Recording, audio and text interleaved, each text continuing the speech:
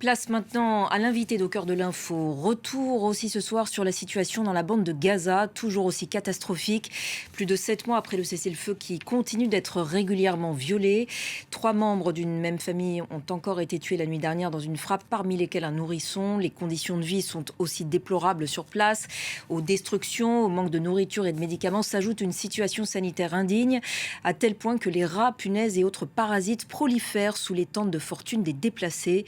Pendant ce temps, en Cisjordanie occupée, les violences des colons à l'égard des Palestiniens restent toujours largement impunies. La colonisation avance, laissant s'évaporer chaque jour un peu plus l'idée même d'un futur État palestinien viable. Alors quel avenir justement pour les Palestiniens? On en parle ce soir avec notre invité Anouar Abou Aïché. Bonsoir, merci d'être avec nous sur France 24.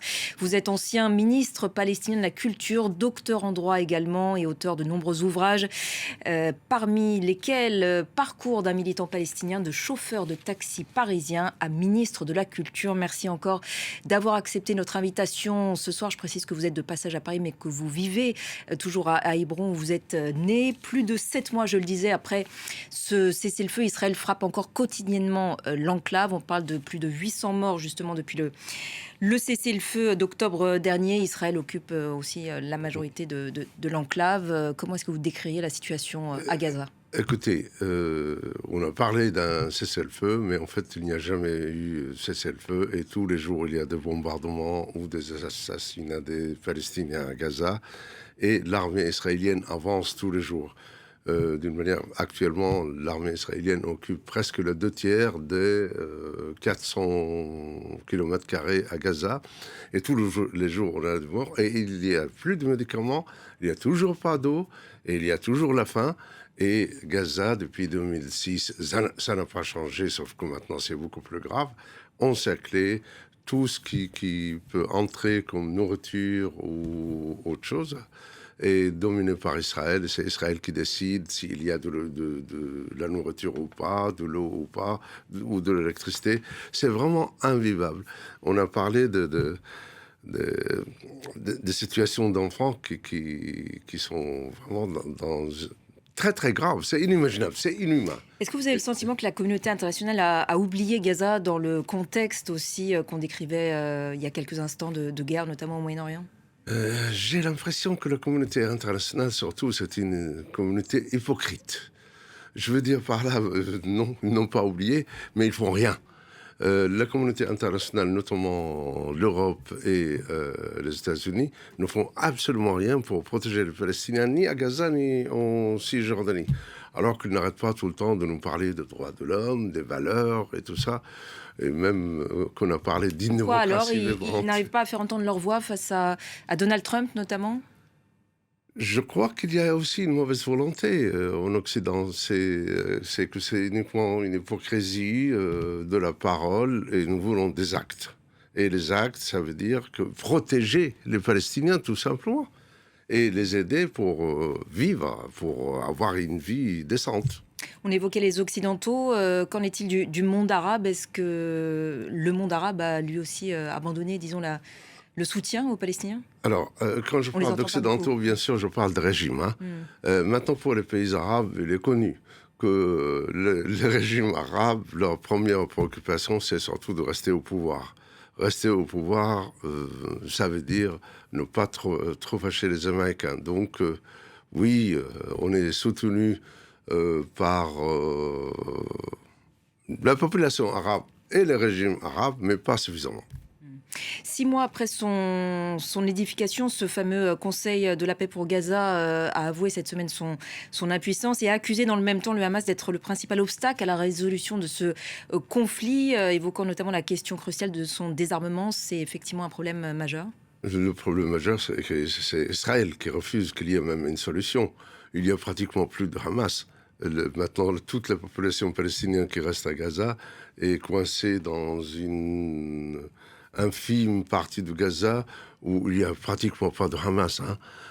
C'est en réalité Israël qui ne veut pas qu'il y ait une solution. La mentalité politique, gouvernementale actuellement en Israël, c'est de continuer de faire la guerre pour arriver à éventuellement expulser tous les Palestiniens de Gaza et de Cisjordanie. Et ils le disent. Donc non, c'est pas... Hamas, il n'y en a plus pratiquement de Hamas. Il y a surtout une occupation féroce et totale, un encerclement total comme avant. Quel bilan vous faites de ce Conseil de la paix pour Gaza? Rien jusqu'à maintenant. On n'a rien vu. Ils n'ont rien fait. On a désigné un conseil de paix. Ils sont au Caire. Avec la présence aussi de technocrates palestiniens. Oui, palestiniens, oui. Mais ils n'ont rien fait jusqu'à maintenant, apparemment. Ils ont de bons salaires, apparemment ils sont au Caire, et on n'a rien constaté sur le terrain.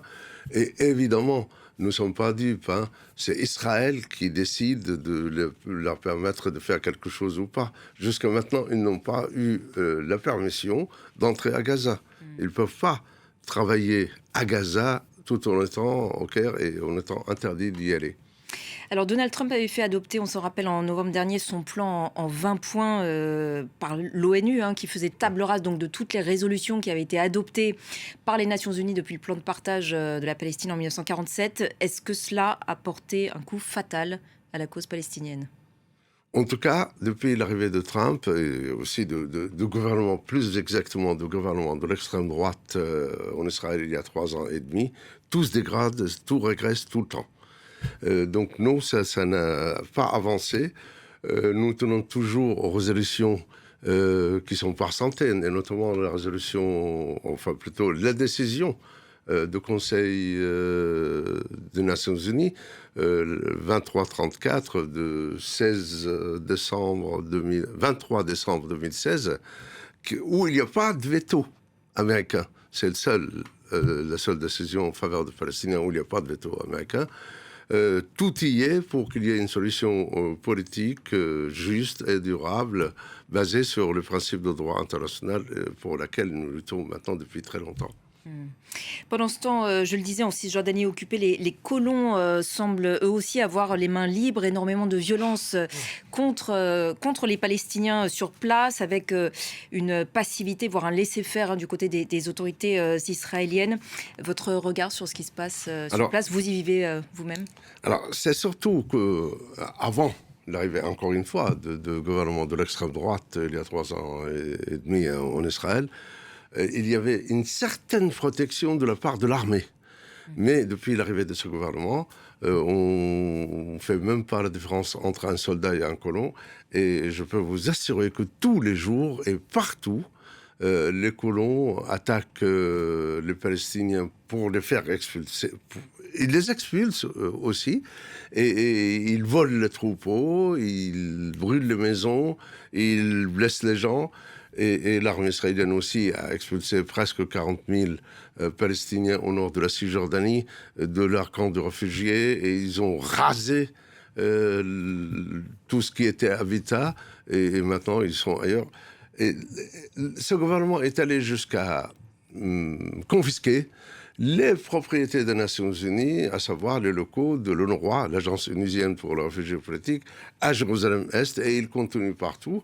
Leur objectif, c'est qu'il n'y ait plus d'agences onusiennes dans la région, qu'il n'y ait plus un témoin, qu'il n'y ait plus rien qui peut montrer qu'il y a un vrai peuple palestinien depuis longtemps et qu'il demande une solution politique. Tout est fait actuellement pour expulser les Palestiniens, et la vie est impossible dans tous les domaines, que ce soit dans le domaine de liberté de circulation, dans le domaine financier, dans le domaine économique, dans le domaine politique, dans tous les domaines. En fait, ils veulent nous rendre la vie impossible, invivable pour qu'on quitte, mais où aller ? Où on restera ? Vaste question. Je le mentionnais en introduction, vous êtes né à Hébron, vous y vivez d'ailleurs toujours. Et d'ailleurs, à ce sujet, c'est votre carte blanche du jour, une tradition dans le cœur de l'info. Vous m'avez transmis une vidéo et des photos d'une nouvelle barrière, enfin une sorte de checkpoint qui a été établi donc, il y a quelques semaines, il y a une dizaine de jours, donc en plein cœur du centre historique d'Hébron. Qu'est-ce que vous vouliez dire à ce sujet ? Alors, à ce sujet... Avant l'arrivée de ce gouvernement de fasciste, il y avait presque 500 barrières et fermetures en Cisjordanie. Actuellement, il y a presque 1000 barrières, et c'est tous les jours un peu plus. Quand on parle de la colonisation, c'est qu'il y a de moins en moins d'espace pour les Palestiniens, qu'il y a de plus en plus de barrières. Hébron, il y a une partie de... Donc là, concrètement, cette barrière, ça sépare quelle partie de la ville? C'est devant l'ancienne mairie, et c'est le souk, en fait, ce qu'on appelle la Casbah, si vous voulez.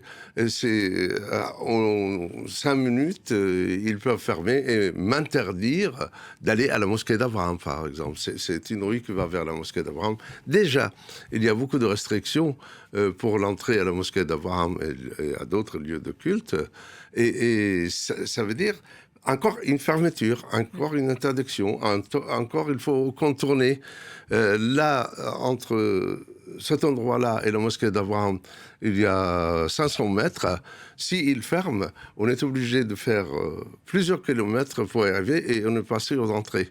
Parce que, comme vous savez, Hébron aussi est une ville connue comme patrimoine universel de l'humanité en danger. Et normalement, Israël ne doit rien changer sans l'autorisation de l'UNESCO, mais Israël ne reconnaît pas même l'UNESCO. Et ça veut dire, pour moi, par exemple, là où je suis né, je ne peux plus y aller s'il ferme. On parlait de l'avancée des colons inexorables en Cisjordanie occupée, encouragée sans aucun doute par les discours et les appels à la haine des ministres d'extrême droite du gouvernement Netanyahou, à commencer par Itamar Ben-Gvir, qui a suscité un véritable tollé cette semaine après avoir diffusé donc cette vidéo dans laquelle il se réjouit en quelque sorte de voir donc les membres de cette flottille pour Gaza, les pieds et les mains liés donc dans une situation déplorable. Il y a eu énormément de condamnations cette semaine. La France a notamment interdit l'accès à son territoire à Itamar Ben-Gvir.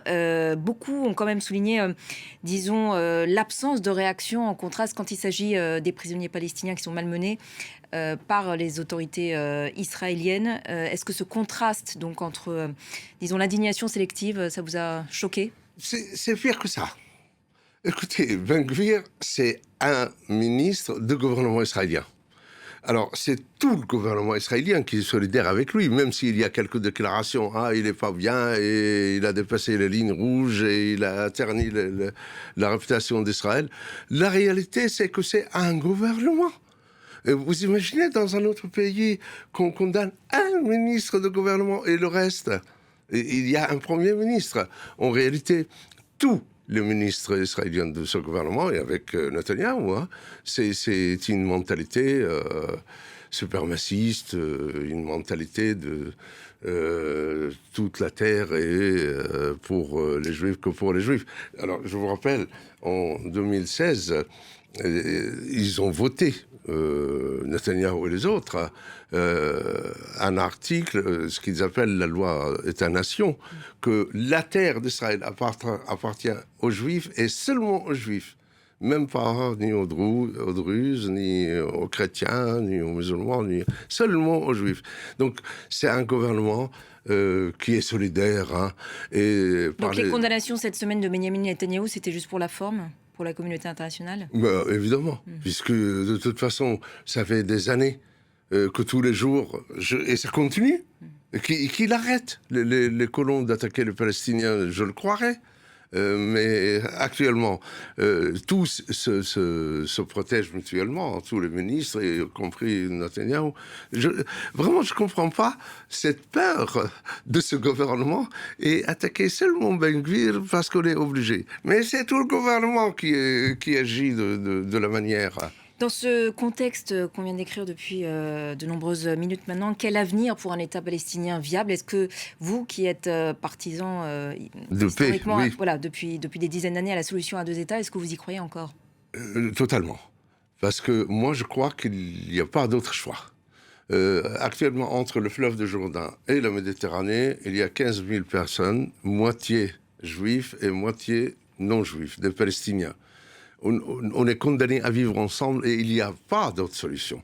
À moins que la volonté israélienne va toujours faire la guerre et encore garder l'objectif d'expulser les Palestiniens. Mais sinon, on est condamnés de vivre ensemble. Alors, Oui, je crois, surtout si l'opinion publique mondiale, surtout si la communauté internationale oblige Israël justement à se soumettre au droit international par des sanctions. Parce que jusqu'à maintenant, c'était tout simplement, enfin rien du tout, même, il n'y a même aucune pression sur Israël pratiquement. Et je suis sûr et certain que si la communauté internationale décide qu'il faut la paix en Palestine et fait une pression normale, comme beaucoup d'États souffrent actuellement, je suis sûr qu'en quelques semaines, on peut avoir une solution politique conforme au droit international. En Israël, les législatives approchent. L'hypothèse d'une alternance est réelle, avec notamment Yair Lapid et Naftali Bennett qui ont annoncé leur alliance. Est-ce que ça représenterait un quelconque espoir de changement, ou est-ce que, de votre point de vue palestinien, ce serait du pareil au même? Le critère, le nouveau gouvernement, les élus, s'ils acceptent l'application du droit international, je dirais que c'est très bien et que ça va faire un changement. Maintenant, s'ils ont le même discours par rapport aux Palestiniens que Netanyahou, ben, ça va me désespérer et je crois que ça ne peut que reculer l'échéance de la paix beaucoup de temps. Où en est cette fois la succession de Mahmoud Abbas? Son fils aîné a été récemment élu membre du comité central du Fatah. Est-ce qu'il peut incarner l'avenir et une réforme aussi qui semble nécessaire de l'autorité palestinienne? Merci. Le comité central de Fatah, c'est 18 personnes. C'est pas une seule personne. Donc, bon, il est au comité central et Mahmoud Abbas a vieilli maintenant et ça fait très longtemps qu'il est au pouvoir et président. La solution de tous nos problèmes internes, c'est évidemment des élections législatives et présidentielles. Et l'autorité dit maintenant que, bon, il faut organiser ça et très vite. Maintenant, la vie de tous les jours, le quotidien dans le territoire occupé, les positions israéliennes, l'occupation nous empêche vraiment de nous organiser. Maintenant, j'espère et je crois qu'il y aura des élections législatives et présidentielles très bientôt. Et là, il y a eu récemment des élections municipales. Alors, il y a eu des élections municipales. Bien passées, c'était il y a 3 semaines. 2 semaines. Voilà, en Cisjordanie occupée principalement, mais aussi à Deir el-Bala, dans la bande de Gaza. Deir el-Bala, à Gaza, exactement. Le Fatah donc est sorti. Quel enseignement vous tirez de ce scrutin? Le Fatah est sorti largement en tête. Alors, d'abord, on a des élections, on aime les élections, nous. Et on en a aux universités, aux syndicats, tout le temps, presque toutes les semaines. Maintenant, ces dernières élections municipales dernièrement n'étaient pas comme les autres parce que l'autorité a imposé une condition que, bon, il faut accepter les principes des accords d'Oslo pour être candidat. Donc, il y a une seule couleur politique, c'est Fatah. Et même, ça a fait que les élections, moi, pendant j'étais 2 mandats membre du conseil municipal, c'était totalement politique. Cette fois-ci, c'est un peu tribal. Bon, mais on verra dans l'avenir. Peut-être une toute dernière question, rapidement, justement, vous venez de prononcer le mot d'avenir. Quel regard est-ce que vous portez sur l'avenir? Est-ce que vous craignez que dans ce contexte, on s'oriente vers une radicalisation encore plus importante au sein de la jeunesse palestinienne? Alors, tout est possible. Et moi, je crois que l'équation, plus il y a de pression, plus il y a de déni de droit aux Palestiniens, plus il y aura peut-être de la violence et de radicalisation, comme vous dites. Moi, je crois que ça dépend de l'évolution politique. Cependant, je peux confirmer que de toute façon, l'OLP et les institutions qui dépendent de l'OLP et la jeunesse palestinienne en général croient à la lutte non violente, à la lutte politique, à la lutte culturelle. J'ai envie de saluer vraiment la jeunesse palestinienne qui continue à porter le drapeau. Et je n'oublie jamais qu'il y a aussi des Israéliens qui luttent pour la paix. Malheureusement, ils ne sont pas nombreux, mais ils sont en première ligne pour une paix juste, comme les gens de Bethléem et autres. Et donc, je crois que les forces de la paix peuvent évoluer et être plus fortes si la communauté internationale, notamment les Européens, aide à cela. Merci beaucoup Anouar Abouaïchi d'avoir répondu ce soir à nos questions dans Au cœur de l'info.